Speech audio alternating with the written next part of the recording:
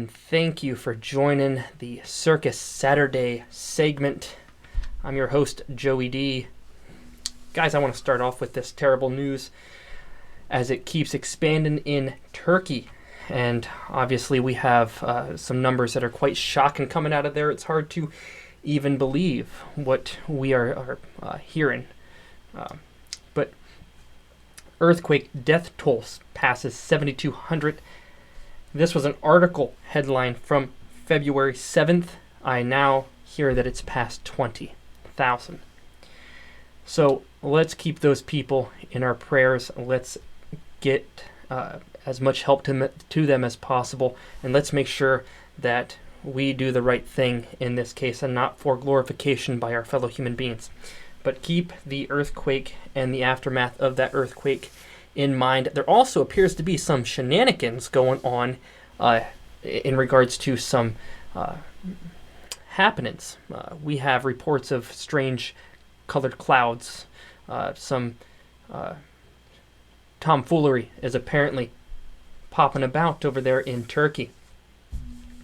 I am super excited for the reawakening that is happening in America. We seem to be going over some kind of mass realization throughout the population that maybe something is not quite right. Maybe people shouldn't be falling over dead left and right. Maybe it's not normal for little children to be having heart attacks. Maybe it's also not normal for children to be diddled by a pedophile.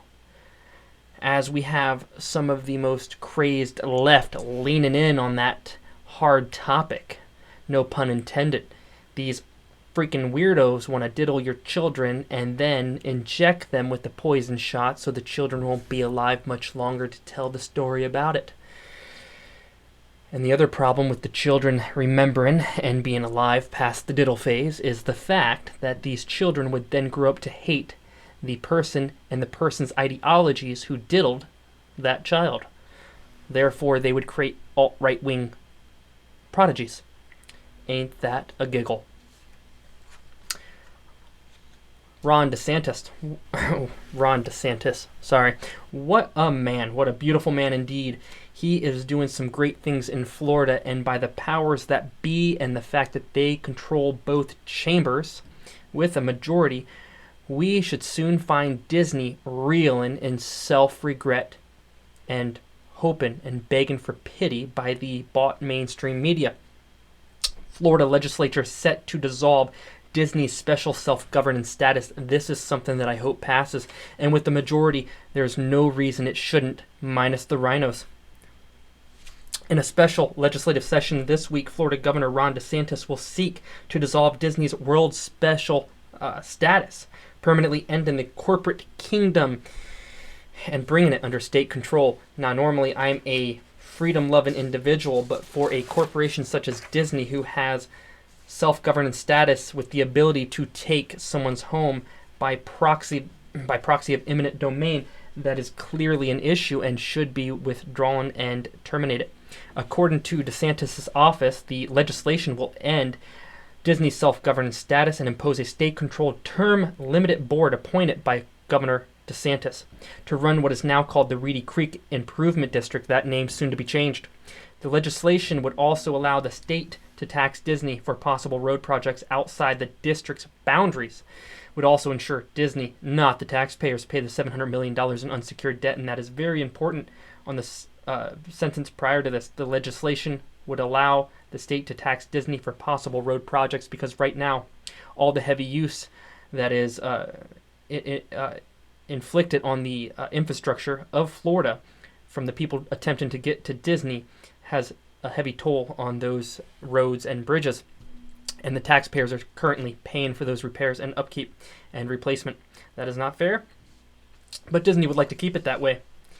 It would keep control of the district out of the hands of what the governor has called the leftist local government in Orange County, which it had said threatened to leverage the situation to raise local taxes. There is a conglomerate, bloated beast at work, a multi-billion dollar company looking to rape citizens of Florida out of their hard-earned dollar, and we don't have our federal government working hard enough to do that as it is.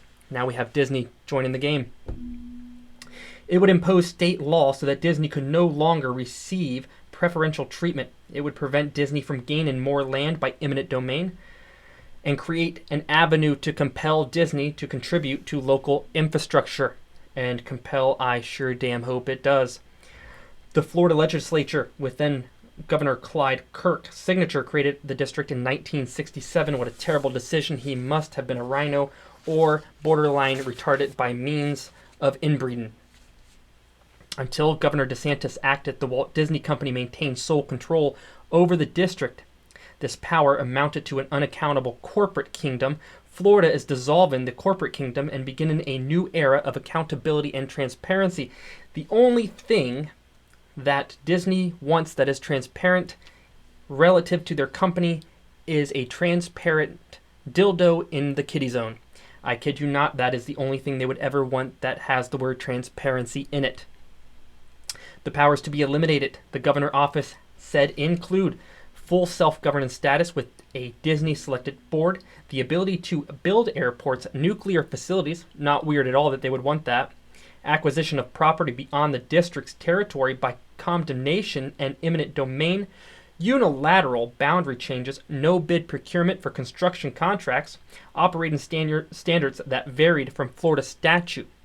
These operating standards that varied also exempted them from receiving regulatory reviews for building permits, etc.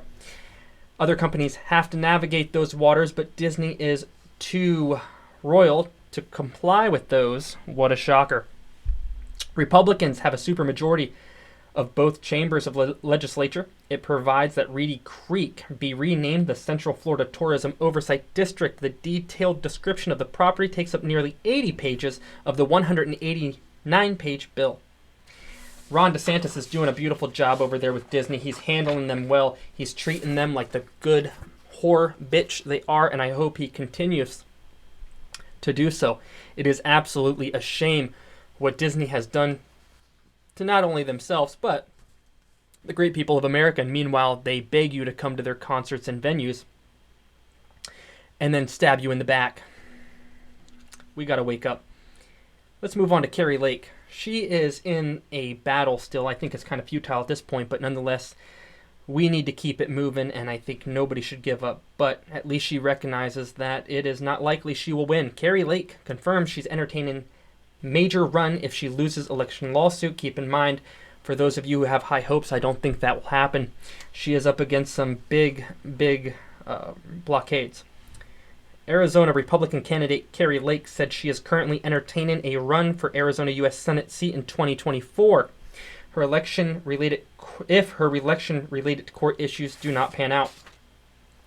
During an interview with Turning Point USA President Charlie Kirk this week, Lake spoke about speculation that she would run for Arizona Senate seat in 2024. That would pin her up against two Democrats. I'm not going to go into who they are. They're all just one piece of crap. There is no distinguishing features between them because there is no difference between a man and a woman. Remember that. You can be either or. Asked by Kirk on Monday if she's entertaining a run for the Democratic seat, Lake said, "Yes, I'm entertaining it.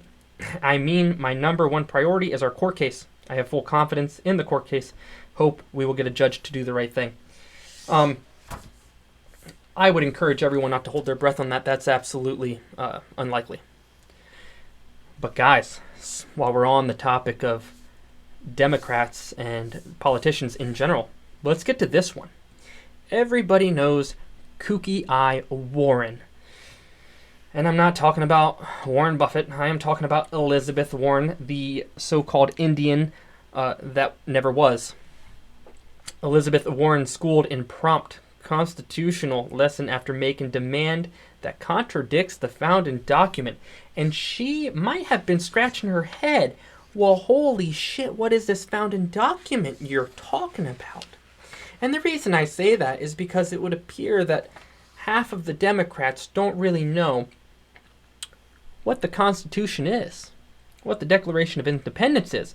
We have people attempting to be confirmed who can't even name any portion of the Bill of Rights, the Constitution in general, and it is a crying shame. But hey, don't worry, they say, I handle complicated cases every day, and, I'll just Google it. Yeah, so much for intelligence. That's why half the people can't spell, because we got our phones doing it for us, and spell correct on your laptop as well. It just makes us fucking retarded. Senator Elizabeth Warren, Democrat from Massachusetts, received a swift lesson in constitutional law on Monday after declaring that Washington, D.C. should become a state without context. Warren simply tweeted, D.C. should be a state. The only reason she wants that is because it hands more power over to the Democratic left and would more than likely result in them consistently maintaining control of both the Senate and the House. So we know that we have a lot of Chinese air balloon stories, and that should concern us all, and it does concern us. It is scary. So before we jump into the latest news that occurred today and kind of throughout the week, let's jump into the story from February 7th. This is kind of interesting. Balloon with 3 hypersonic missiles tested by China in 2018. Well, that's weird. I thought they said they were weather balloons. This looks exactly like the same balloon. Huh. Chinese state-owned television aired footage of a high-altitude balloon dropping hypersonic weapons in 2018. But come on, guys. You can trust the CCP media. The stunning footage displays a high-altitude balloon not dissimilar from the one that traversed over the United States and the ones that keep coming, by the way. Carrying 3 hypersonic glide missiles, that's HGV acronym for short, into high altitude and dropping them for testing. Chinese state broadcaster reported on the weapons test in September of 2018. The footage has since been deleted from the Chinese media, but photographs, unfortunately for them, still remain.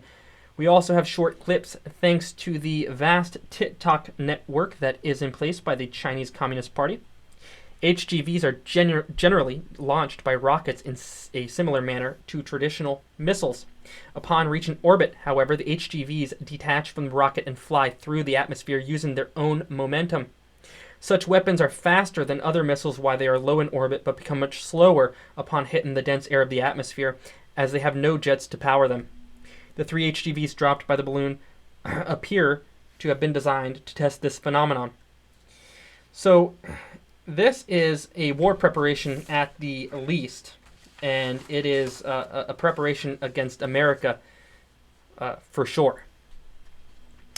While China has tested hypersonic missiles launched from balloons in the past, that isn't likely the use for these airships.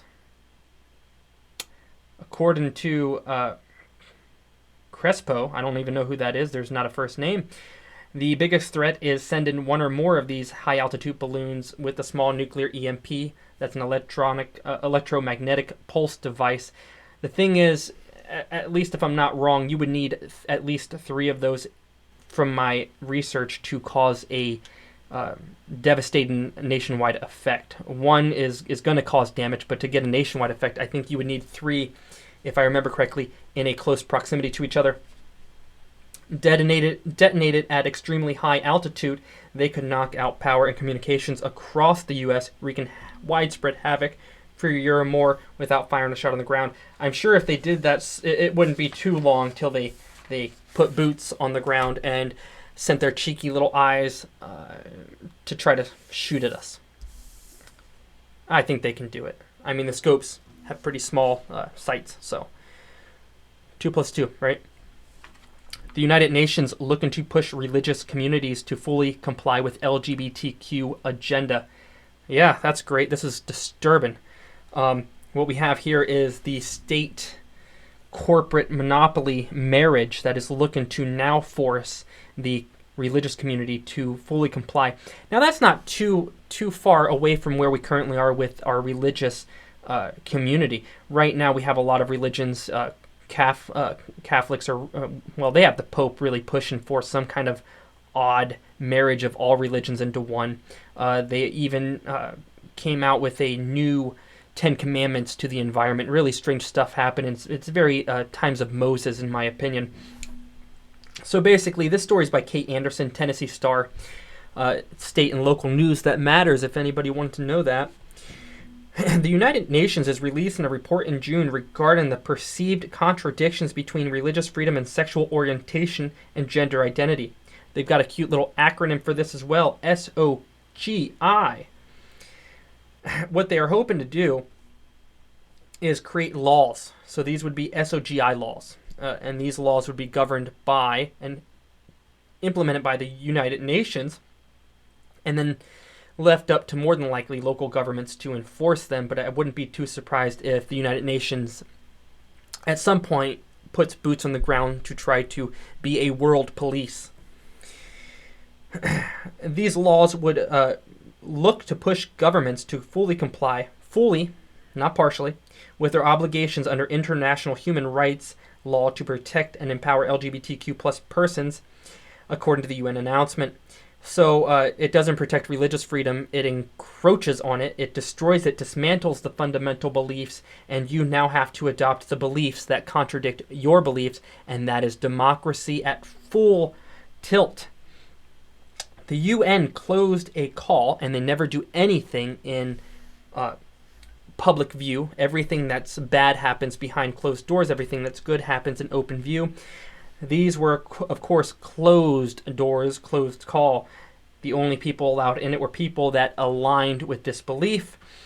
They are looking to submit input They are looking for input from the LGBTQ plus community. That's fantastic. The ones who want to diddle our children, and the freaks that like to dress up as women and go into women locker rooms and then shove their dick in some small girl's face. That's absolutely freaking fantastic.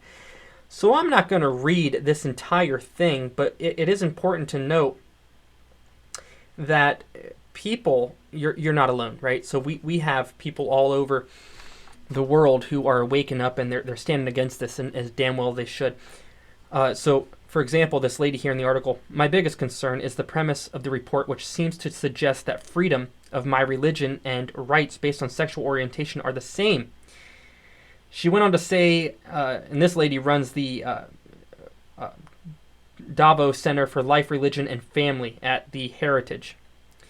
But certainly, as a function of international law, they are not the same. Freedom of religion or belief, freedom of consensus, is an international protected human right. It's codified in the International Covenant on Civil and Political Rights, which is legally binding treaty. So there is, there are people standing up, and I mean, she may not be full bore with going against it, but she's clearly stating some concerns. And international law breaks sovereignty. I would completely go against that at every turn if possible, and I would highly suggest that no one ever goes along with it. It's absolutely creepy. It's demonic for sure, right? I mean, a one world government is the current push from Klaus Schwab, Yuval Noah Harari, and Bill Gates and countless others. All the billionaires, the 1%, and it's probably not even that with these elites when you really get down to the numbers, because some of these are propped up by holdings rather than fiscal cash. They're not very liquid, but some of these guys are, and they're very dangerous. So when Yuval Noah Harari says that you will take this chip and you won't be able to buy or sell without it because it's a CBDC, and hey, you need it for convenience, and we need it to track you, and we want to know what you're eating, what you're thinking, where you're going, how much meat you're buying. Yeah, it's convenience, right? They're not going to control, they're not going to restrict or limit what kind of meat you can buy, how much of it you can buy. They do not at all have a chart on the World Economic Forum that says how many calories you're going to consume as a man or a woman. That couldn't at all be, if that existed, to not impoverish you, but make you weaker, right? I mean, they're going to impoverish you with the CBDC, but those lower calorie intake numbers could not be to make you a weak individual, easier to control, easier to shove around. Certainly not. No, they can be trusted. And that, I think, is the mistake. That is the mindset that a lot of people are making. And you need to wake the hell up. Wake up, you fools. And for those of you that are awake, wake up the sleeping sheep next to you. Wake them up, shake them, beat them, hit them over the head with a rock. Whatever you have to do to wake them up, you do it. And you do it now because time is ticking and this world is getting freaking nuts. All right, guys. That's my rant.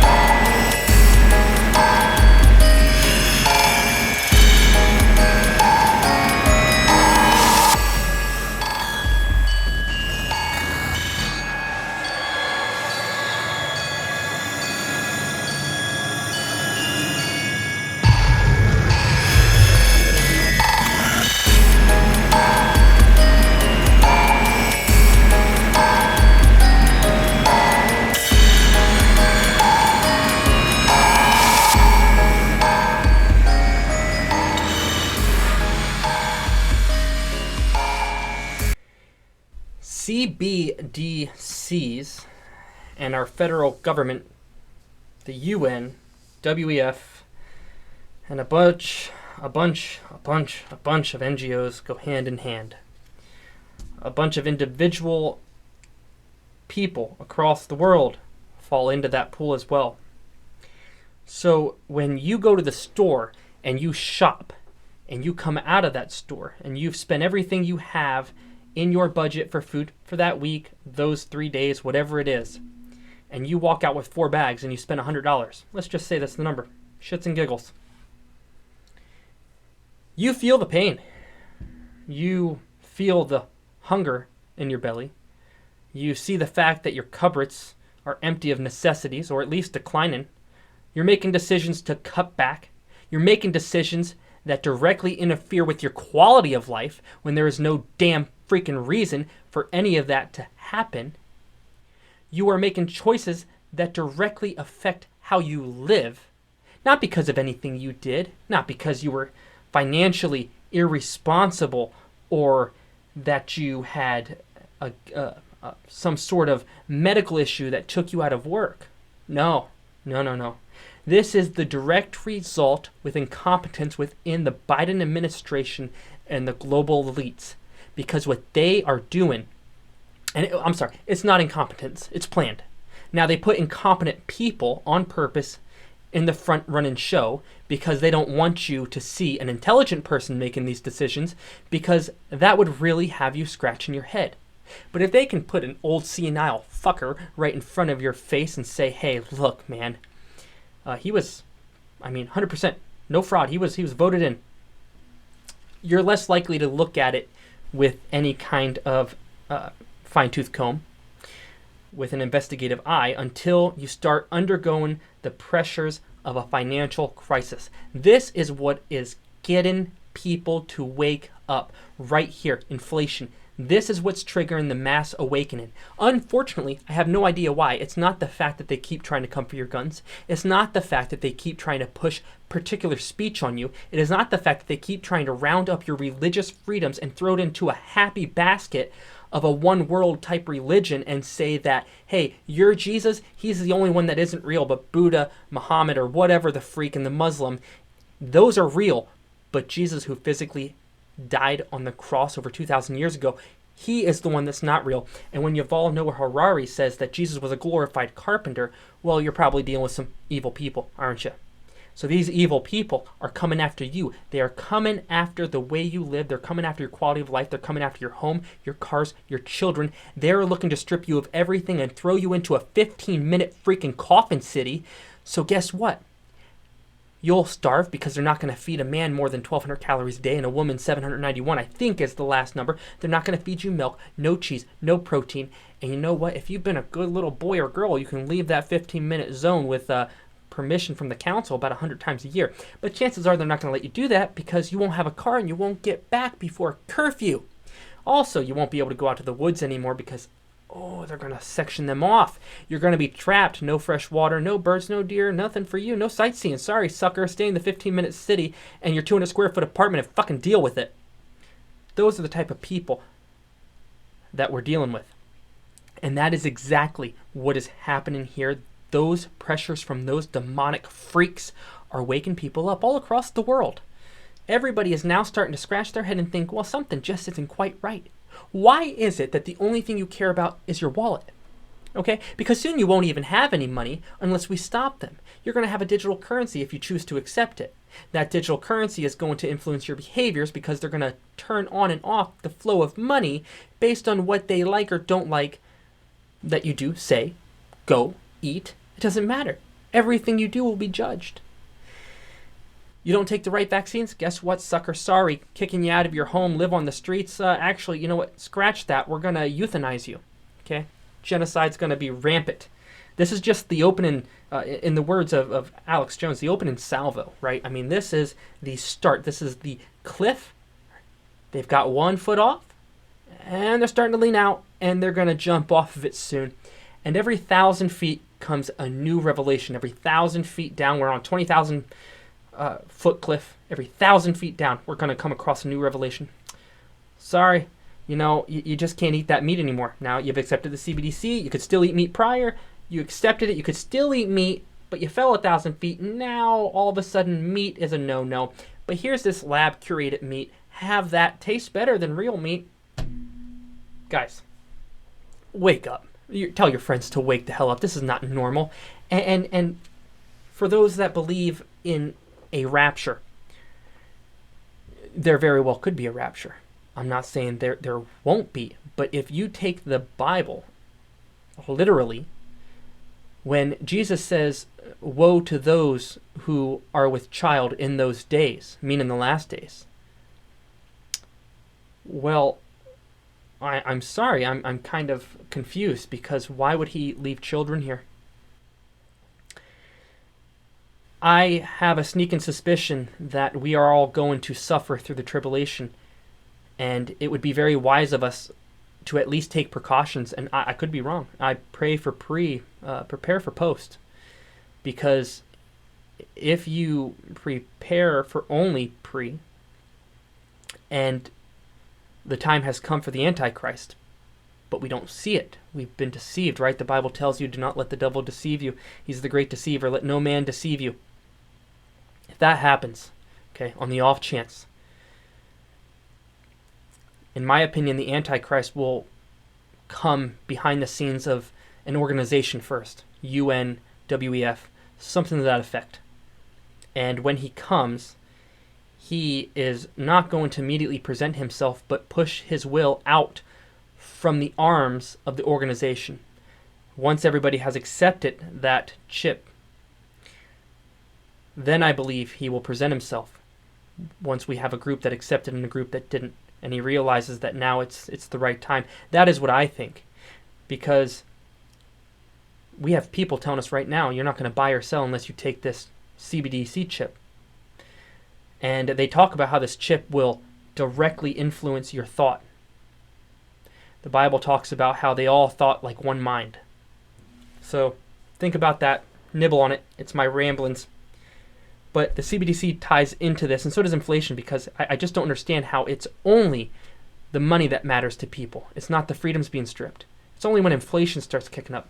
It's almost like, well, I can deal with the freedoms because if I just give it, I can get over it, I can go on with my life, go on that vacation, do this, do that, whatever it is I want to do. I don't have to worry about those silly ideologies right now. I can stave it off until the next round of freedom absorption comes, and then you're just right back in the circle.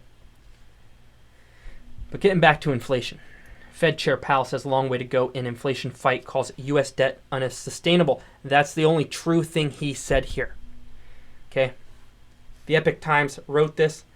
I'm not calling them liars. They have great reporters. But what he said is deceitful. It is not accurate. All right. Andrew Morin wrote this story on February 7th. It's a couple days old, but nonetheless, here we go. The United States is watching disinflation travel through the national economy, but it has a long way to go before price stability is achieved, says Federal Reserve Chair Jerome Powell. You know, I would really like to sit down with him and kind of understand his mindset, because how in the world are we on the path to disinflation when we keep sending billions of dollars, tanks, and armory of all sorts to Ukraine, meanwhile keeping up all of our other commitments to NGOs and world organizations where we're the only ones who pay half of anything? Well, we're not. That's why they're looking to raise your taxes, and that's why they're going after your tips, you peasant. Use your brain. They're only saying disinflation because they're hoping they can garner more taxes out of you and then make it look like we have a better economy, because they'll funnel that back through. But you know what? It won't really work out, because they'll find something new to blow all that money on, and they'll just start printing more. Speaking at the Economic Club of Washington on Tuesday, the Fed chair acknowledged that the country is in the very early stages of disinflation. However, many parts of the marketplace are still experiencing elevated inflation, he said, alluding to the service sector. Right there, the service sector, the backbone of the economy, right? He's talking about restaurants. He's talking about hotels. He's talking about water parks. He's talking about clubs and all sorts of extra activities that are outside of work, outside of a grocery store. That is the service sector. That is the largest sector, in my opinion, in this nation. He's a liar. We are not on the path of disinflation. I have a hard time reading this story. It gets me aggravated because he's trying to pull the wool over your damn eyes. In December, service inflation climbed to a 7.5% year over year. That's the highest since 1982, guys, August of 1982. According to Powell, it's going to take some time to return inflation to the central bank's 2% target. Now, notice how they're trying to normalize central bank, the central bank's target, because CBDC is central bank digital currency. It is under the control of only one institution, that is the central bank's institution. There is no other institution that will be allowed to have your money. It is only the central bank. You will have no savings. You will have zilch. They'll take your car. They will take your home. They will shove you into a cozy 200 square foot apartment, and you will just deal with it because you said yes, bend over and pound me, Mr. Government. Maybe Mrs. by that point. Harris ever takes over. We expect 2023 to be a year of significant declines in inflation. It's actually our job to make sure that's the case. Pal, you effing moron. It's your job to make sure it never happened. You and Janet Yellen sat there and told us that there was no inflation. It was transitory. You guys are deceitful freaks. And you think we're so damn stupid. You're so arrogant that you just sit there and you try to tell us this nonsense. I'd like to slap you in the damn face. And really, when he says 2023 is probably going to be bumpy, that's cute. That's cute. You stupid bastard. How freaking cute. I can't take any more of this. This is so damn stupid. But let's jump to this. This is another part in this article that I find absolutely astonishing, because I'd like to know, when they keep telling you that they add 517,000 jobs, I really want to know, is that 517,000 job number, what is that? Do they account for the jobs that were actually lost from companies shutting down the month prior? Do they minus out those of the jobs actually created in the next month? Or what about the quarter, the 3 quarters prior? Do they take any of those numbers of those closures into consideration when they keep telling you we created new jobs? Probably not, right? And then what kind of jobs are these? 517,000. Almost 100,000 of those are potentially IRS agents, okay? Are they service, like fast food jobs that nobody wants, nobody's going to benefit from? I want to know where they are, what kind of jobs, and how do they play that number? The second part of this paragraph I want to read, top in market estimates, the unemployment rate also fell to 3.4%. And I'm sorry, I mixed those two sentences. The sentence I meant to read was the unemployment also fell to 3.4%. I'm curious because I see a lot of people post on social media websites that at least here in Pennsylvania, they are struggling to get their unemployment. They're delayed, or it takes a significant amount of time to process. They call, they email, no word, no response. Call system hangs up on them, or it's a busy signal, and it takes 12, 13, 14 weeks just to get an answer in some cases. They're, to me, almost trying to push you off to the point that you hopefully find another job so they can artificially lower their unemployment rate. That's my take on it here, at least in Pennsylvania. I'm not saying that's everywhere. I'm just saying here, that's what I appear to be seeing occur. That's my thought. So the debt ceiling is unsustainable, according to him, and no crap. I mean, really, we're just printing money at this point. So one interesting thing that happened, and just to note, we are at $31.4 trillion in debt as of February 7th anyways. One real quick interesting thing to note, and I really want to point it out, when we talk about these articles, especially with the Fed chair. So anybody coming from the Fed, Janet Yellen, Jerome Powell, when they give speeches, those are direct market influencers as far as the stock exchange goes. So it's a lot like a perspective speech to investors, right? So if they hear something good come out of Powell's mouth, the stocks will jump. If they hear something bad, they'll drop.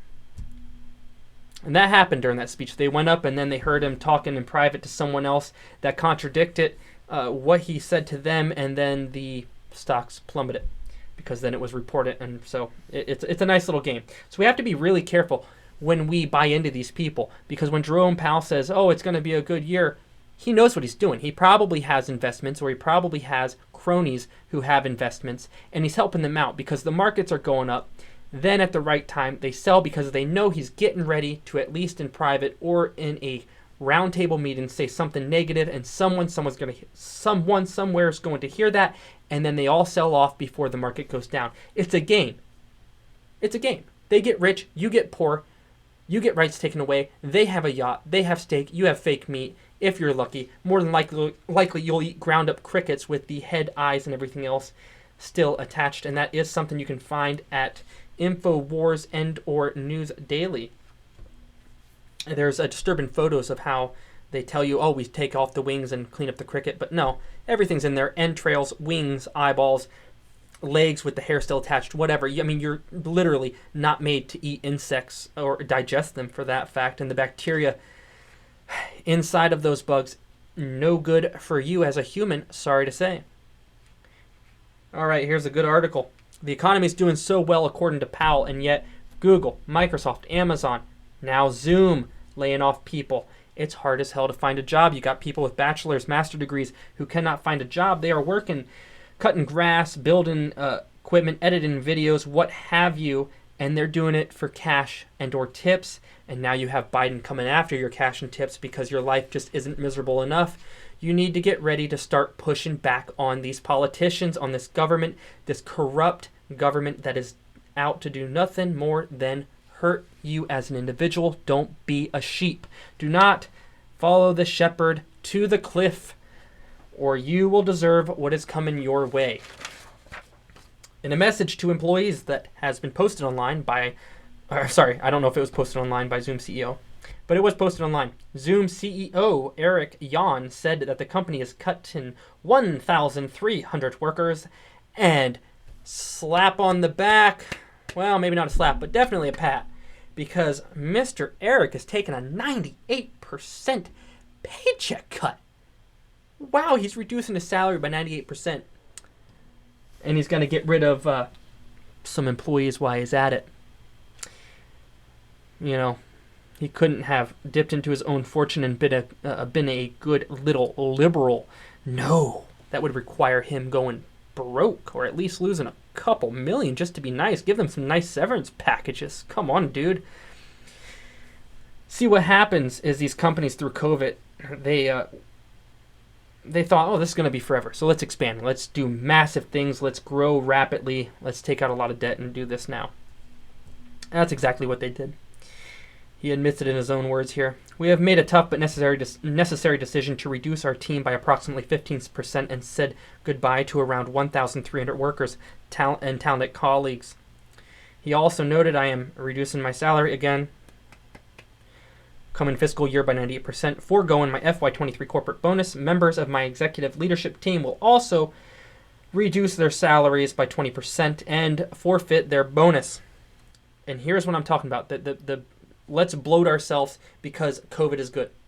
Our trajectory was forever changed during the pandemic when the world was faced with one of the toughest challenges, and I am proud of the way we mobilized as a company to keep people connected.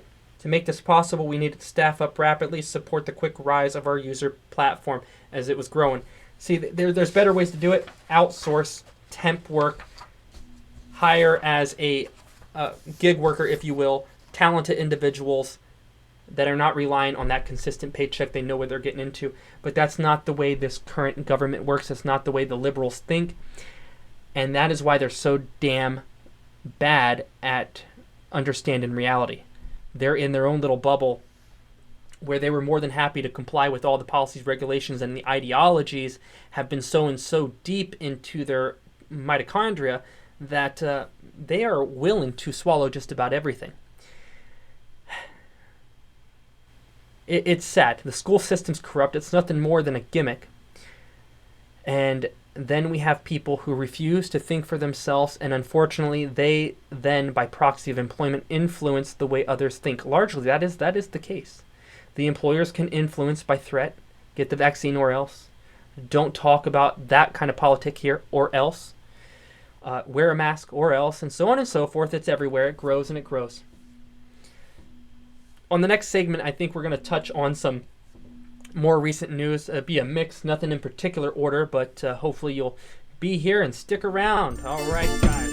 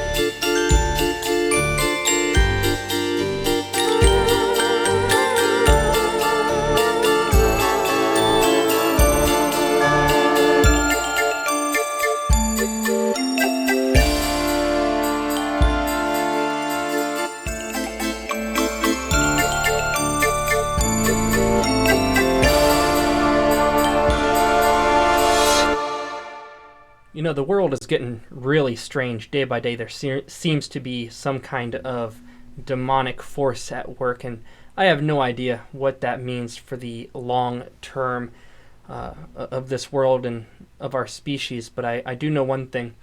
If it is our time to go home, if we're called into the arms of Jesus, then that is probably, to me, I can live with that. That's good. I'm ready. You know, but as I said before, maybe there's a small chance that this is the end, but we're going to be here and we won't get called into the grace of God until till the world goes dark and the moon is blood red, right? I mean, it's hard to say.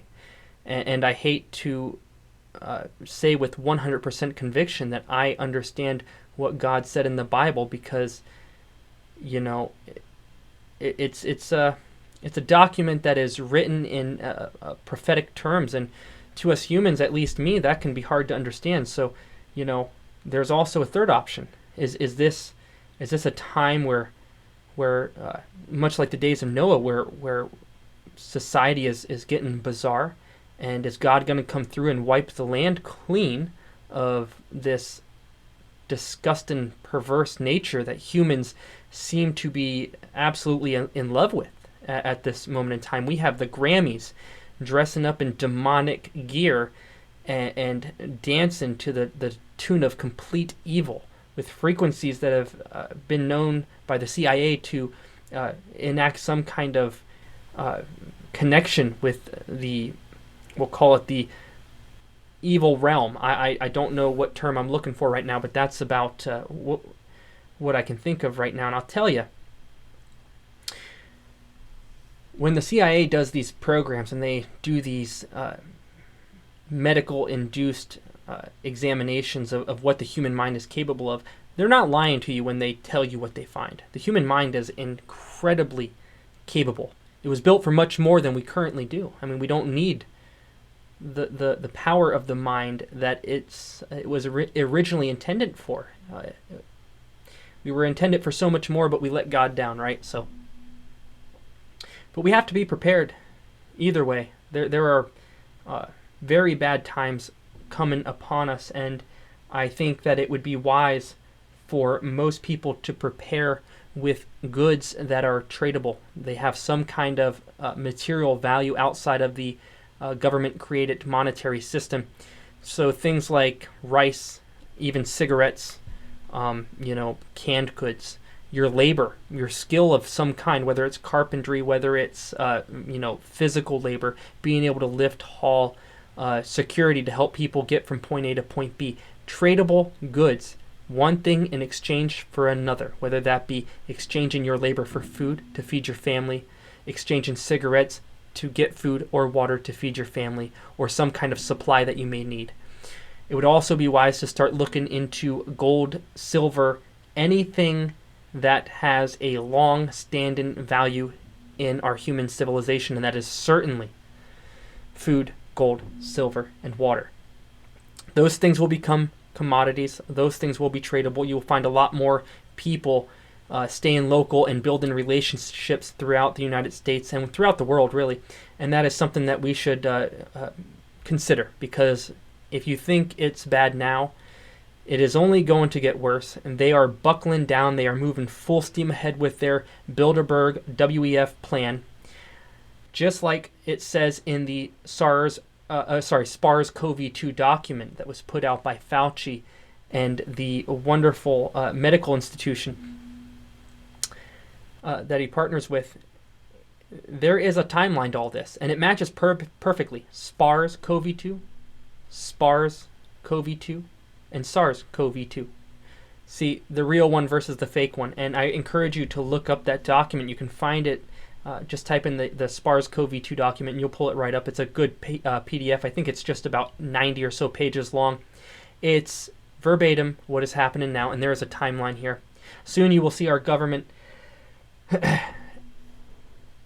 throwing people underneath the bus because a public uproar is going to occur over these COVID shots. It's in that document. I encourage you to read it. It is a good document. You will expand your mind, your knowledge, and your understanding of what kind of evil is currently running through this earth. And I don't care if you say, I'm saved, it doesn't matter, I'll be gone. Well, guess what, buddy? There's a chance that you may not be gone, and even still, you need to be aware, because awareness leads to wisdom. Wisdom gives you the ability to make strong, sound decisions that are based in reality and fundamental ideologies that align directly with your Lord and your Savior. So if you're saved and you believe that way, well, you better dang well understand what you're up against, because let's just say that it isn't the time, and this is just a crazy Hitlerian time that we're going to live through. Well, wouldn't it be nice to know what your enemy is planning? But anyways, there's something funky up at the White House. So we have yet another top communication specialist stepping down from the White House, the third to do so in 2023 alone. And my golly, we are only in February the 10th of 23, and we already have the third one to step down, and it's a woman. So I am not saying she cannot do the job. I am saying that there might be some improprieties occurring with the Biden administration. It couldn't be hair sniffing Joey, could it? Ooh, Bedingfield. That is her name. Kate Bedingfield is stepping down. She is the third to do so, confirmed by the White House. Director of Communications. Damn, that is a high title job to leave, and there must be something going on for her to do that. My. Since my time as vice president, Kate has been loyal. Oh, so she's Harris's minion. This makes a lot of sense. So for those of you who don't know, Harris has a terrible time keeping any employees. She is incredibly facetious. She is a royal. She's stuck up. Let's use that word. She's a royal stuck up individual, and she just feels like you should be on your hands and knees and lick the yeast out from underneath her toenail. That is what kind of woman she is, and she cannot keep anyone. Just so you know, that is a fun little tidbit. She has had a problem even with her time in California as the district attorney. Kate has been a loyal and trusted advisor through the thick and the thin. President Joe Biden said in a statement that confirmed her departure. Huh. All right, so I got that wrong. Scratch that. Rewind. I won't edit it out, but sorry. She's been there since Biden was vice president. Gosh dang, my apologies. That's what I give for not reading before I went into a rant. All right, but yeah, no, so that's the third one, and it really makes you wonder. And of course, they're not really given a reason why. I mean, I'm looking at this article, and you can't find one reason why. They just pat her on the back. They're building up her ego. Her strategic acumen, intense devotion to the president's agenda, and fierce work on his behalf are unmatched, which tells me she knows something that they don't want her to leak. So it's good dog time. Good dog. Here's a treat. Here's a treat. Yeah, no, that's weird. At the time, the White House statement said that Bedingfield is leaving. And did not provide any other reasons. According to recent White House disclosures, she earned $180,000 in 2022. Considered one of the highest paid administration officials. That's nice. She's not feeling any pain, although there is a new study out, and I will try to find it, and I will try to link it into the video description, where now you're talking six-figure income earners are struggling to stay afloat. Think about that. $100,000 struggling to stay afloat. That is absolutely crazy. When would you have ever thought that would occur? Just absolutely unbelievable. So we'll move into the next story, guys, and I am happy to say that this one is about Republicans criticizing Biden over China comments in the State of the Union address. And I am just flabbergasted over that State of the Union address, which is just it's a pageantry developed by Woodrow Wilson, I believe. It's all for show. Unfortunately, it's always been pathetic, but unfortunately, it's really pathetic now. I mean, everything he said, I watched the whole thing and I wanted to just stab myself in the ears with an ice pick. Everything he said was a lie. And thank you, Republicans, the ones who stood up and hackled him. You just went after him, and that's good. You should have done it more. You should have overrode every time he tried to interrupt you. You should have gotten louder. You should have made your voices more prominent. You should have boosted the decibels up as high as you could go and just heckled him some more. Just kept going at him and just kind of overwhelmed his little sensories, and then he would have maybe walked off the stage and been done. But unfortunately, they didn't go that far. President Joe Biden's comments on China during his State of the Union address on Tuesday have drawn mixed reactions from Congress, with criticism from Republicans and praise from Democrats. Of course, the only thing that useless troll in the background, that little Mexican jumping bean, could even do, and by the way, I'm sorry, she claimed to be Rosa Parks at one point. She was the first black woman to be kicked off a bus, not kicked off a bus, to refuse to get off a bus. She was being kicked off. She's claiming to be Rosa Parks. Anyways, the only thing that useless troll could do was stand up, and when people would boo, and she start slamming her hands together and start cackling like the coyote that she is. Why do you think her jaw is so dominant? The only thing she knows how to do is laugh. Biden mentioned China briefly during his long-hour speech. Yeah, he wouldn't shut the hell up, trust me. He began by asserting the United States is in the strongest position in decades to compete with China. He talked about how we're building an IBM plant and it's going to create thousands and thousands of jobs, tens of thousands. He's a moron. All the chips for IBM are made over in Taiwan. You think they're going to give that up anytime soon? Nancy Pelosi went over to Taiwan for one reason only. She said it was political. She went over there to visit the plant that manufactures the chips because her husband has about $29 million or so invested in them. And that's just what they disclosed. So think about that. It's going to be more or less assembled in the U.S. It's not going to be made. And that's if they even stay afloat through this economic downturn, but who knows? Yeah, we're in the strongest position ever. You feel that in your pocket. You know he's not lying. I am committed to work with China where we can advance American interest and benefit the world. As long as I line my pocket with a couple $1 million, Biden added. Weird. As an example of protecting U.S. sovereignty, he referenced his order on February 4th to shoot down the Chinese spy balloon. But unfortunately, that's just a mask he's trying to deflect there. That wasn't even his call, to be honest. He was being pressured to do so by the military, who still has good people in it. He's a moron. He's a communist-owned piece of crap. And while we're on the topic of China, and we'll get to more of those balloons here, but let's touch on this topic here. This is an article. It's a Chinese corn mill project in North Dakota struck down by Grand Forks over national security concerns. And that is absolutely right. That's a national security concern. We have China owning farmland. We have them buying up buildings, sites next to Air Force facilities. It's not good. It's not good. We even have some countries who, I think one country owns the some highway in Texas. I forgot what it's called at the moment. I'll try to look that up here. But another country owns that, and they have 50 years of toll rights. They can charge whatever they want. They don't have to give a penny back, circulate it back in the community. Nope, not going to happen. The local local economy there isn't going to see a penny of that. A city council in North Dakota voted unanimously, on Monday to block a Chinese company's proposed corn mill after the U.S. Air Force raised national security concerns over its proximity to a military base. So here's another CCP company attempting to buy another facility and or build one near a military base. Why are they doing that? That's not weird at all.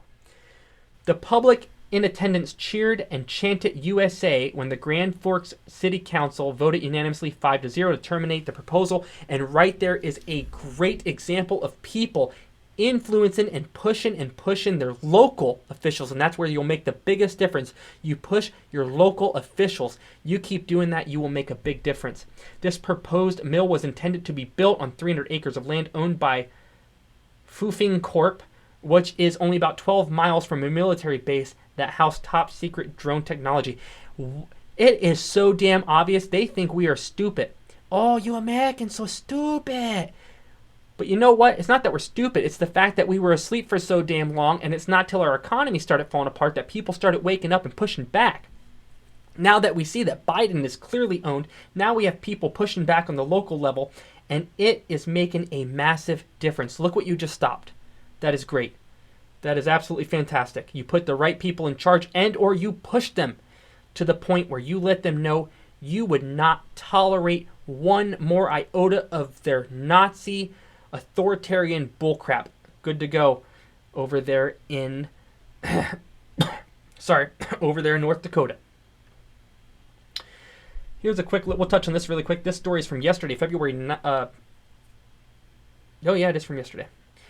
Over 14 million Americans living near facilities releasing cancer-causing gas. Now, we're not going to dive too far into this. There are so many things in our society that cause cancer. It would be almost foolish to try to dive into this and get too technical. But we have to be aware of what we're consuming. So a lot of people don't understand. The thing about fluoride is there was some lady, and I think it was the Colorado River. She went there in the early 1900s. she noticed that some people had white streaks in their teeth, and she was asking everybody, well, what's that about? What's that about? And come to find out, we get our water from this source. So she goes there and she finds out that it has an extremely high content of fluoride. That is the sole basis of fluoride, folks. Some quirky lady decided that, wow, their teeth are white. That's why we have fluoride in the water and toothpaste, because there's high contents of fluoride naturally. So, hey, let's just pump it in everything. That's the basis of it. There's no scientific study behind it, contrary to what they tell you. That is the basis. It went into effect when she did her research. She convinced whomever to put it in based on that little tidbit. And it's never left. And then they just plopped fake studies on top of it to say, well, here's the real scientific reason. Pay no attention to the fact that it's been going on for 50 years prior to your question. Yeah, so we have to be careful what we absorb, what we breathe, where we go, what we eat, what kind of chemicals are in our food. I myself have been trying to severely cut back from processed food. It's difficult, I will not lie to you, but I've been trying to, as well as encouraging my kids to step back from it, because they have so many things in there. The difference between, let's just say, Mountain Dew here and Mountain Dew in Canada, is the one thing Canada has done right is take strict control of their food supply and what ingredients can be added into those products and consumed by their citizens. That's the one thing they got right. There is a big difference between products in Canada and products here, and other countries as well. So be mindful of what you're putting into your body. You'll feel a lot better if you watch what is going into your body. You are what you eat, folks. So let's jump on this. New Jersey councilwoman shot dead 1 week after councilwoman in New Jersey was killed. So a separate councilwoman was killed in a car, according to this heading. Let's read it. And then a week later, another one was shot. A New Jersey City's council member, Russell Heller, was shot dead in his car, coming about a week after another. Wow. That is crazy. 2 were shot in their car. Heller, 51, was found shot and killed outside of his vehicle at the PSE&G facility in Franklin Township. The Somerset County Prosecutor's Office said Heller was a Republican and a senior distribution supervisor. Wow. Ain't that something else? Doesn't surprise me at all that it was Republican. Let's see if we can find out what this other fella was, he or she. A week ago, Sayreville councilwoman, oh my gosh, Eunice Dumfor, also a Republican, was shot and killed. So we're not being targeted at all. No, it's much like that nice little kid in Canada who said that his religious belief refrained him from partaking in the LGBTQ forced ideology, and he is being hounded. He was arrested. He had his hundreds and hundreds and hundreds of dollars in camera equipment stolen, still haven't given it back. He is being harassed in the streets, people telling him, we're going to get you, we're never going to let you live us down, more or less threatened to take his life. This is what they do. This is what they promise us. This is why the Democratic far left is so dangerous. And the sad part is we have to take that risk because we have to start pushing back. Death threat or not, you got to start pushing back. It's crazy times.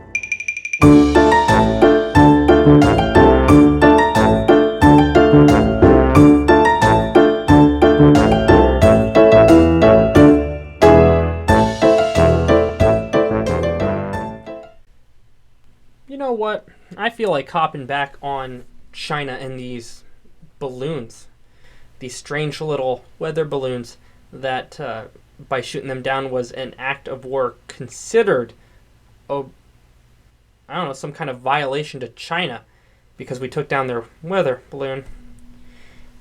Now, the FBI is notoriously corrupt. We have a few good people still left in there that like to blow the whistle every once in a while. So when they tell you that they recovered extremely limited Chinese spy balloon debris, I wouldn't believe that. Yeah, no, I think they're lying to us. And maybe I'm a cynic, but I just don't believe them. I think they're probably up to no good. They don't want us to know. They don't want the public to be in a panic. Maybe they don't want us putting together the fact that it's not a coincidence that, they were tracking these balloons since early January, and only when things heat up for Biden did they decide to announce it to the public. Because you need a high-powered scope to see these suckers. 60,000, 100,000 feet up in the air. You need a high-powered telescope in good weather to see it. So you think it's a coincidence? Nah, I don't believe them. So when they tell us they discovered limited physical evidence from the Chinese surveillance balloon shot down off the coast of South Carolina on February 4th, and senior FBI officials said that the Bureau has not yet retrieved enough information from the debris to assess the balloon's capabilities. Bullcrap. Bullcrap. They're also saying they haven't found enough material. I don't understand it. I think they're absolutely full of crap. But they go on to say it's very early for us in this process, and the evidence that has been recovered and brought to the FBI is extremely limited. The CIA they were mandated years ago to release the JFK files. They never did. They just did it, and they redacted almost everything. So do you think the 3-letter alphabet squad units are going to tell you the truth ever? No, they're not. They always use the guise of national security, this, that, and the other.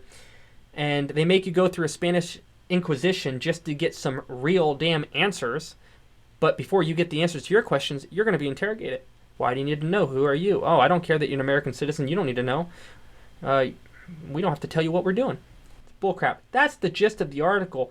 They described the debris field as large scale and said that the weather conditions may impact evidence collection and the transportation of recovered items in the coming days. Michael Paul, Assistant Director of the Bureau's Operational and Technological Division, that's ODI for short, said that the FBI did not have access to most of the airship's payload where its onboard electronics would have been carried, and that most of the superstructure remained underwater, like we don't have diving teams capable of going under, and if it's deep enough, we do not have little submarines with robot arms that could retrieve that stuff. No, that's a myth. Don't you dare believe that. You surf. For those of you who don't know what a serf is a group of people and or an individual that is going backwards back into servitude and or peasantry, among other definitions. You are basically going back into poverty, and you will be ruled over by a monarch, could be an oligarch, XY, it doesn't really matter, king, queen. That is a serf. You're going backwards. You're surfing down. So you're kind of going back through the lengths of time, much like it was in the olden days, the days that these oligarchs and authoritarians really miss. OTD deployed specialties to assist screening and to specifically assess electronic components that might be recovered during the operation. Still, the officials said agents were working to decontaminate and identify those components that have been recovered, which thus far mostly consist of some wiring and small electronics. Yeah, see, they're just putting out for you what they want you to see, right? It just goes on and on. Here's another article pertaining to the Chinese spy balloon. Chinese spy balloon carry technology to monitor communications, one official says. So these, and this is another article. It's weird. We got some people coming out and saying one thing, others, my guess is whistleblowers, saying another. Chinese spy balloon that flew over the United States for days before being shot down could monitor communication signals. Wow, a U.S. official said highly resolution imagery from U-2 flyboys revealed that the high-altitude balloon was capable of conducting signal intelligence collection operations. An official with the State Department speaking on the condition of goodness, I'm having a mental glitch. Under the condition of anonymity, and I'm just having a glitch. Can't say that word today. We're going to bypass that and forget it. The high-altitude balloon's equipment was clearly for intelligence surveillance and inconsistent with the equipment on board weather balloons. It had multiple antennas to include an array likely capable of collecting and geolocating communications. So it sounds to me like it was kind of following the communication signals and kind of steering towards those directions, maybe based on some kind of code that it was deciphering as the most important type of communication signal. It was equipped with solar panels large enough to produce requisite power to operate multiple active intelligent collection sensors, the official said. I heard that it was about 3 school buses wide and about 120 feet tall was the estimate. So that's pretty big. It's a big weather balloon. Officials said the balloon entered the United States airspace over Alaska January 28th. It flew over Canada before re-entering into the United States on January 31st. President Joe Biden ordered the balloon to be taken down, and it was shot from the sky on February 4th. The North American Aerospace Defense Command was tracking the balloon at the time of entry. Yeah, it was tracked early in January. Don't let them fool you. They didn't find it on January 28th. They knew about it early January of 2023.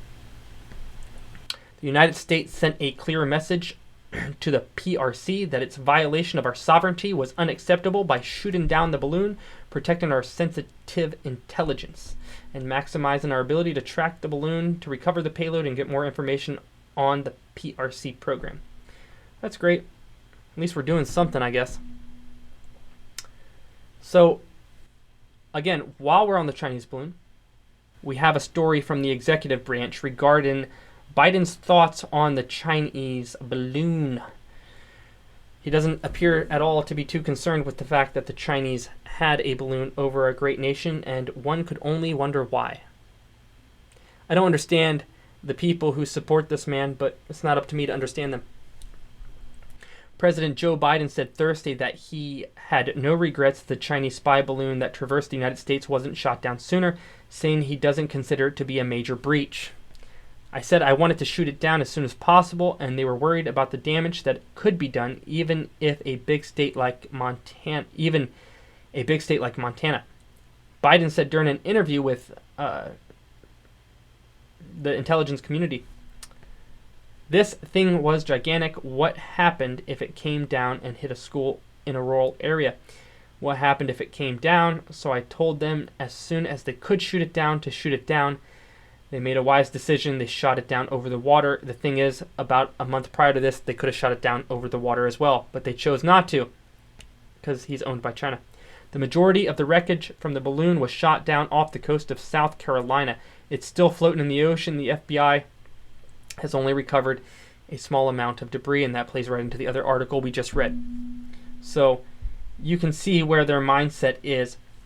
They really have no desire to go ahead and handle things early in the stages.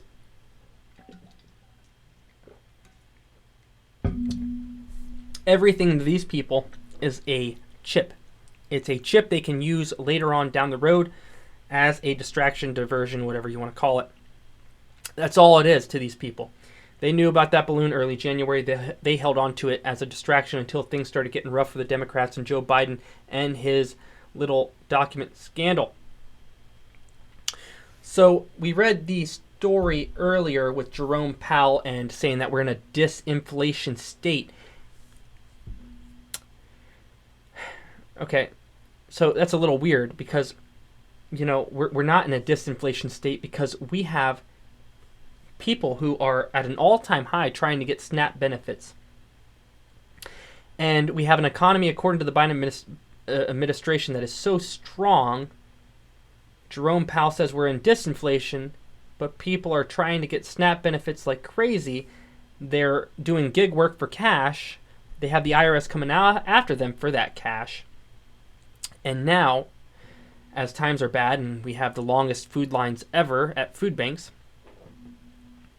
SNAP beneficiaries could see monthly food benefit shrink as pandemic ends, but that's not the real reason why. The real reason is because they're running out of money and they can't afford it because it's all going to the illegal immigrants that are flooding over the border.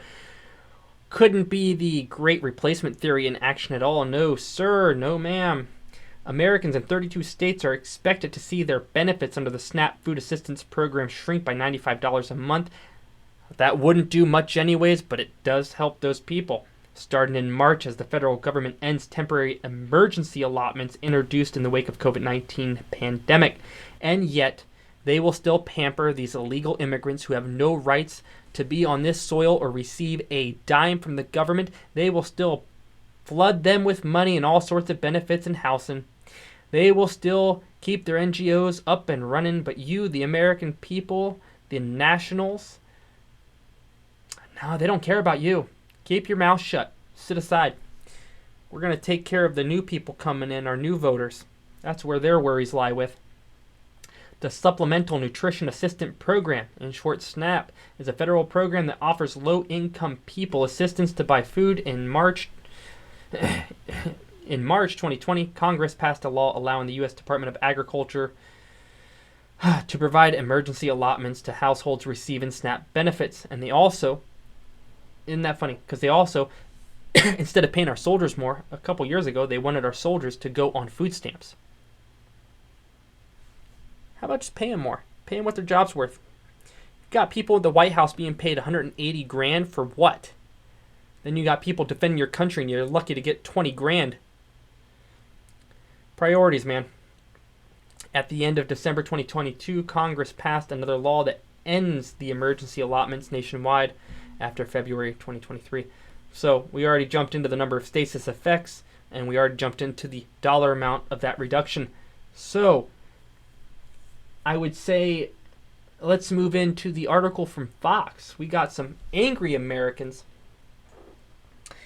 Since we're on the topic of economy, so, you know, it's strong. So why do we have angry Americans that are shredding Biden over his IRS plan to target people who take tips? Waitresses, gig work. That's weird.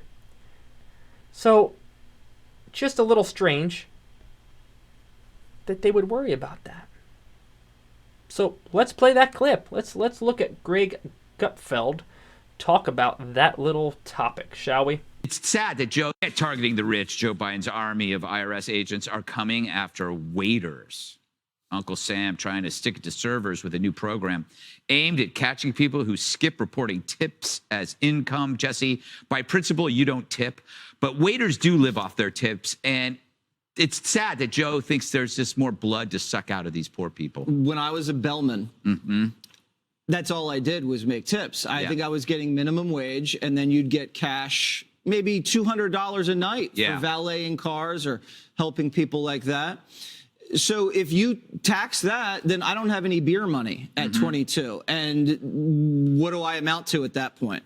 You're hiring 87,000 IRS agents with guns to go after waitresses while your son is under investigation for tax evasion? Not everybody has a sugar brother that can pony up $2 million to pay your back taxes that you hid from Uncle Sam. This is ridiculous. Ridiculous. Wow, excellent point. It is ridiculous, Judge. Talk about punching down. Going after our waiters and waitresses, especially after COVID. Well, you know, didn't he promise that he wasn't going to do that with the 87,000 IRS agents? It was only to go after the billionaires. But apparently the Treasury Inspector General for Tax Administration says an estimated 30% of employers with tip reporting agreements hadn't reported tips worth almost $1.7 billion. So here's the point. They lied. Shock. Yeah. You know, Harold, in the green room, you said, serves them right. Waiters and waitresses should try getting better jobs. The losers. I thought that was pretty harsh. You said learn to code, didn't you? Yeah, he did. I was hoping we could keep that conversation private, but evident. Look, this is wrong, and they should publicly say this is not what's going to happen. This is not what we should be spending money to do. You know, Dana, you were originally a waitress before you got this job on the 5. Yeah. I actually was a waitress. Yeah. Yeah. I loved that job. Yeah.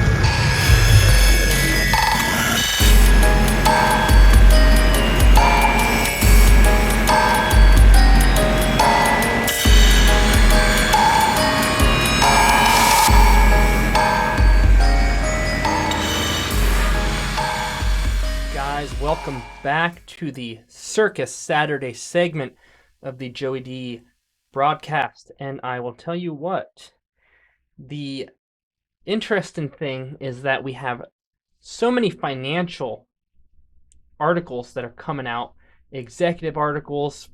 We have articles relating to companies and their tyrannical objectives, where they're kind of almost symbiotically marrying with the state, the government.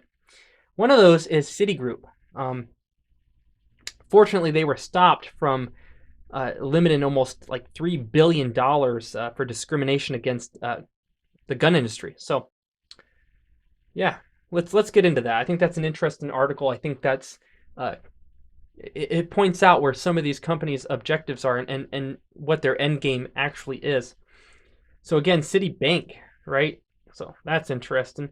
They're not ran by leftists at all. Citigroup was dropped from plans to underwrite Texas' largest ever municipal bond, a $3.4 billion plan to raise investments in the state's natural gas industry over its oppositional stance to the firearms industry. And for those of you who don't know what their opposition is, it is the fact that they pretty much have completely restricted the purchase of firearms, ammunition, anything gun related with that new little fancy code they created. Instead of being uncategorized, now they have firearms categorized. As just a small step towards this new integrated system that will control and track what you purchase and either block or approve it or reduce the amount of what you are trying to purchase. Yeah, that's disturbing. You're a free individual. That's technically your money. You're going to be paying the bill, hopefully, if you're financially smart. Citigroup was initially included among the list of firms that would underwrite the $3.4 billion bond. On Thursday, the board of Texas Natural Gas Finance Corp met to reconstitute the underwriting structure for the bond, Bloomberg reported. Well, yeah, they're trustworthy. Citigroup no longer appeared to be among the list of bond underwriters after that meeting. The Texas legislature passed a law in 2021, Texas Senate Bill 19, prohibiting public contracts with public companies deemed to be discriminating against the firearms industry, and that is probably one of the only good things Abbott has truly done. Attorney General Ken Paxton, actually, he's pretty solid over there. He's, in my opinion, a little bit better than the governor. I think there's a lot more that Abbott could have done on a lot of different fronts. But anyways, Ken Paxton, he's above Abbott in terms of keeping freedoms afoot in Texas.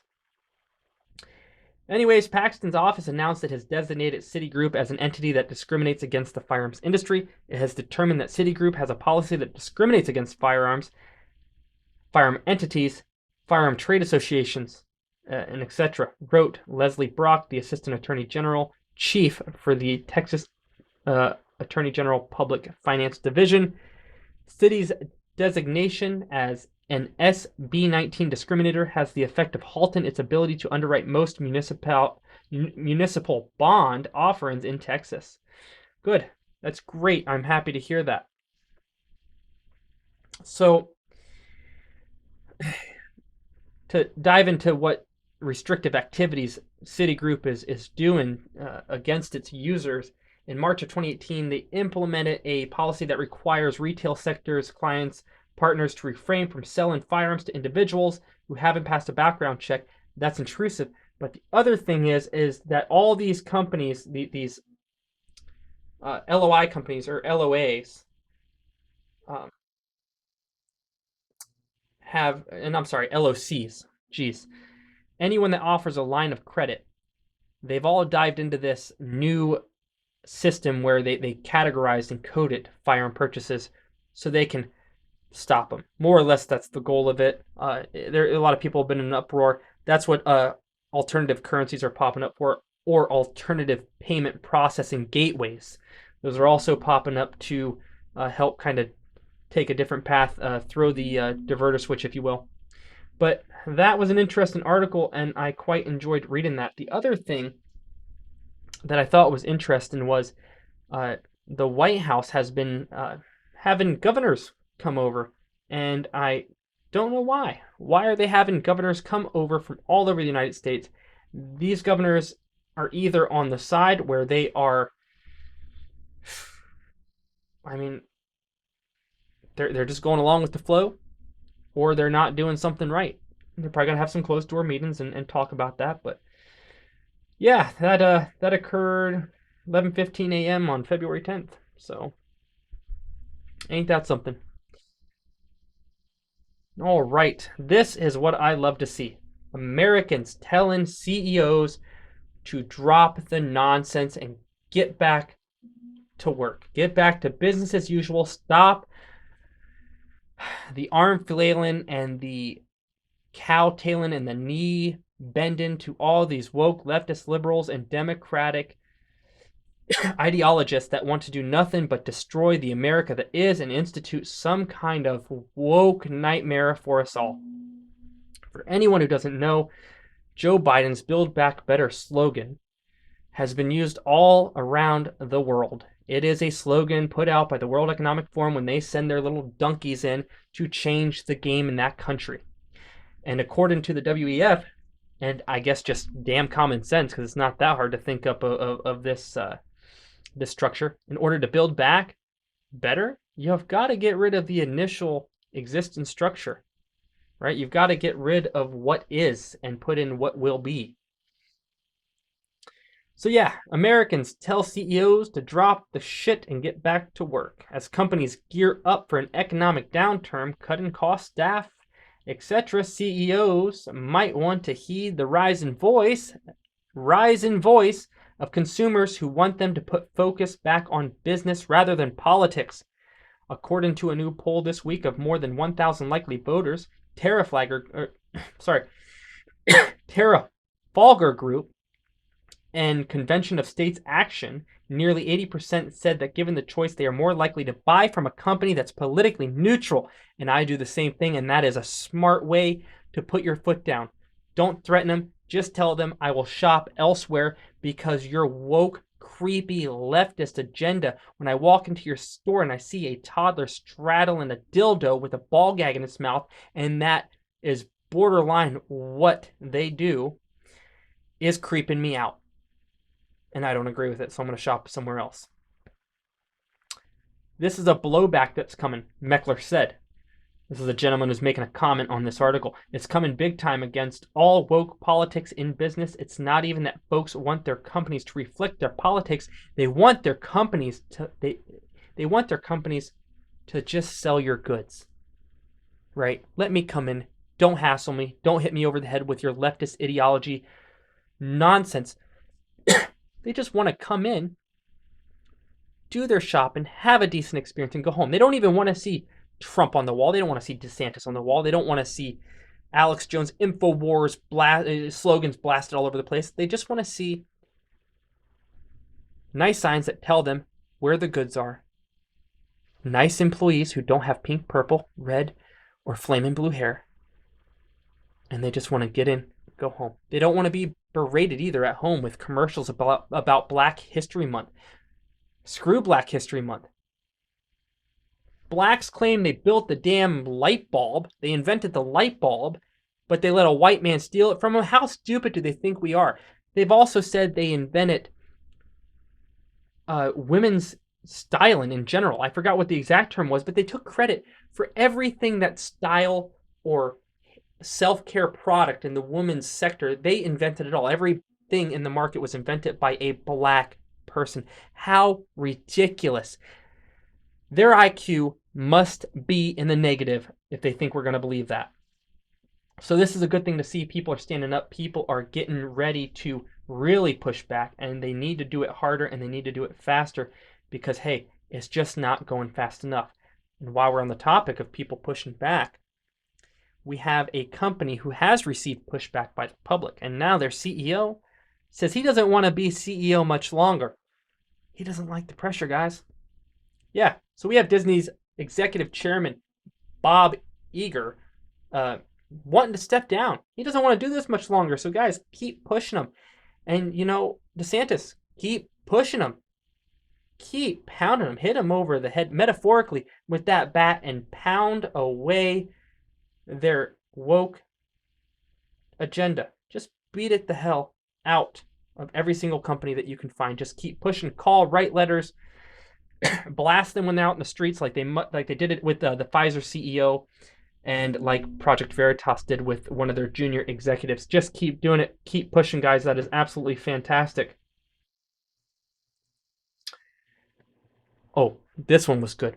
So much like they did with January 6th and a bunch of other things, now that we have control of the House, and McCarthy's surprising me, we are doing that right back to them. So we have a weaponization panel Republicans have put together.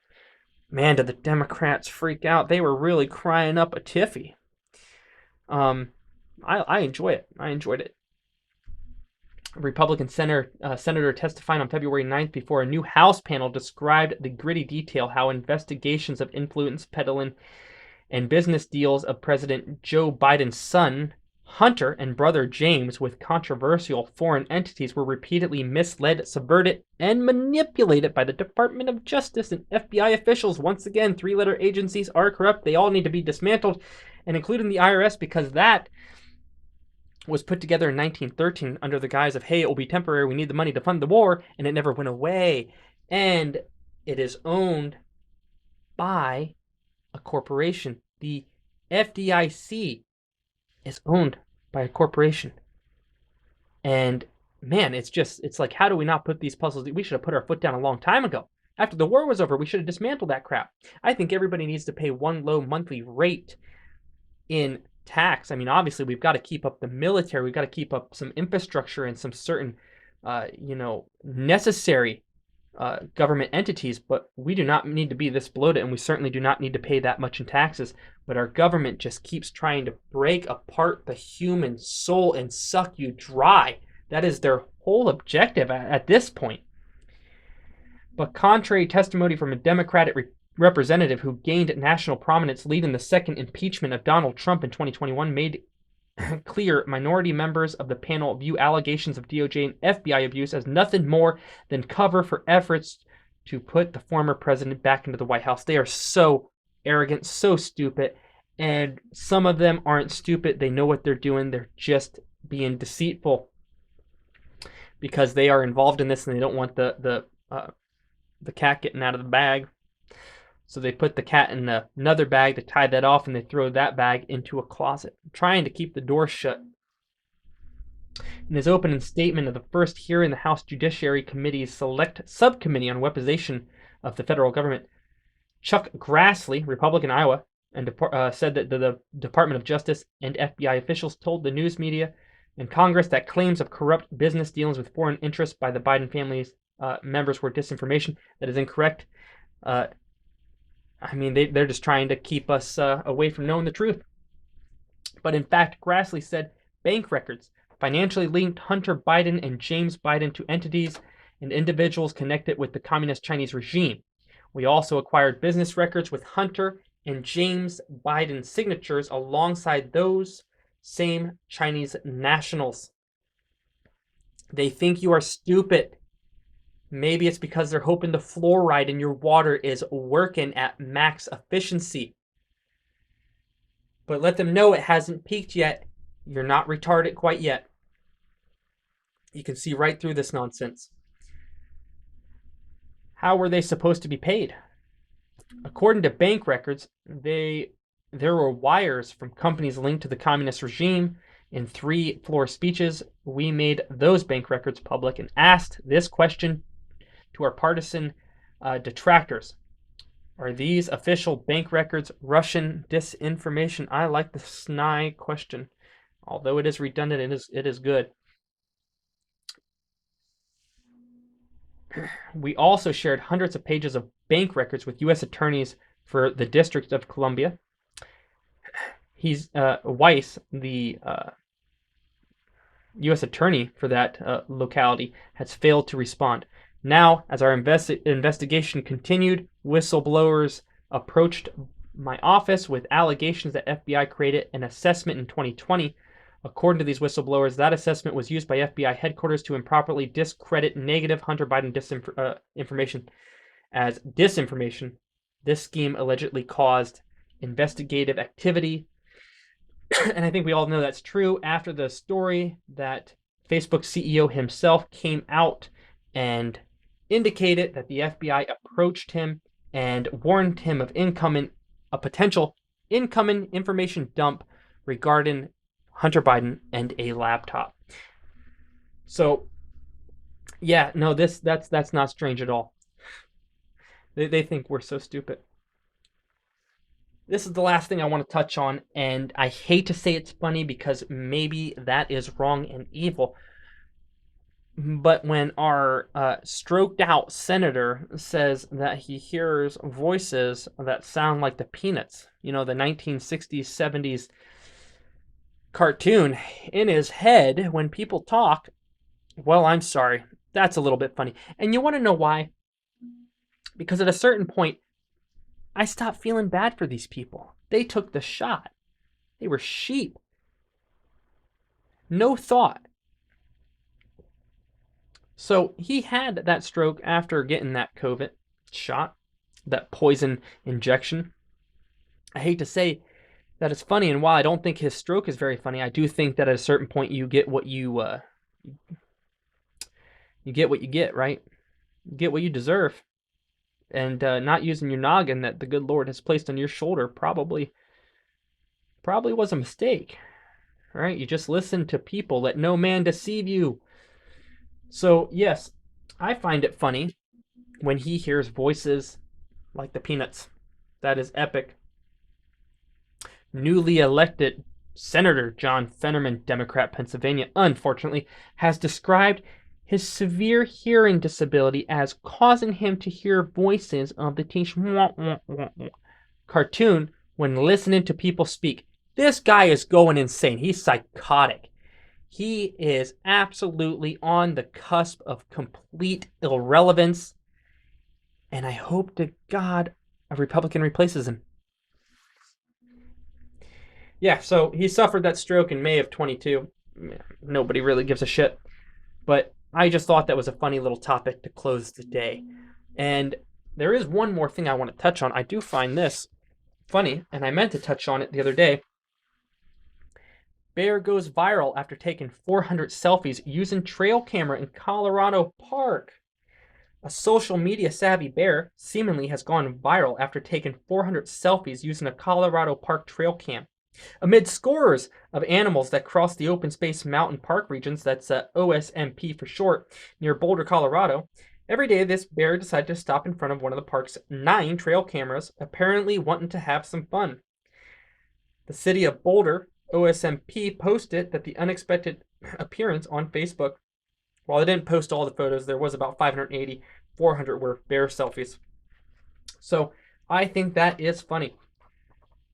The intuitive bear mugshots include the craning of its head in curiosity and even making faces by sticking its tongue out. That is funny.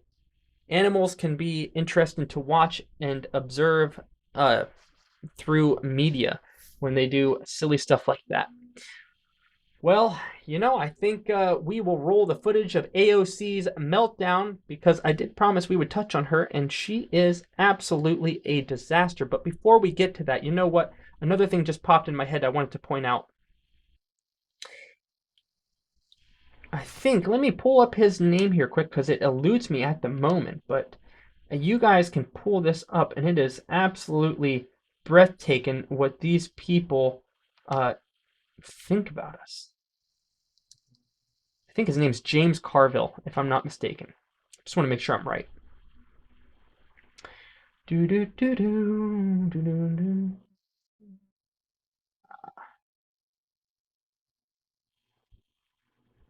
Yes, James Carville. Okay.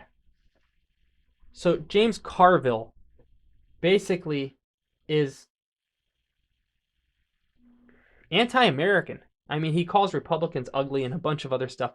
And he just absolutely blasted Republicans in the most unprofessional manner. I mean, when you talk about derogatory remarks, that's James Carville. But I wanted to touch on that quick. Encourage you to Google James Carville remarks towards Republicans. Read on that. It's pretty interesting. Also, pray for James O'Keefe. He's been booted out of his own Project Veritas. So Project Veritas has been infiltrated by the left because they're getting tired of being exposed. So I think we will now roll to the B-roll of AOC having her little freak out. Hearing about a 24-hour hiccup in a right-wing political operation. That is why we are here right now. And it's just an abuse of public resources, an abuse of public time. We're talking about Hunter Biden's half-fake laptop story. I mean, this is an embarrassment.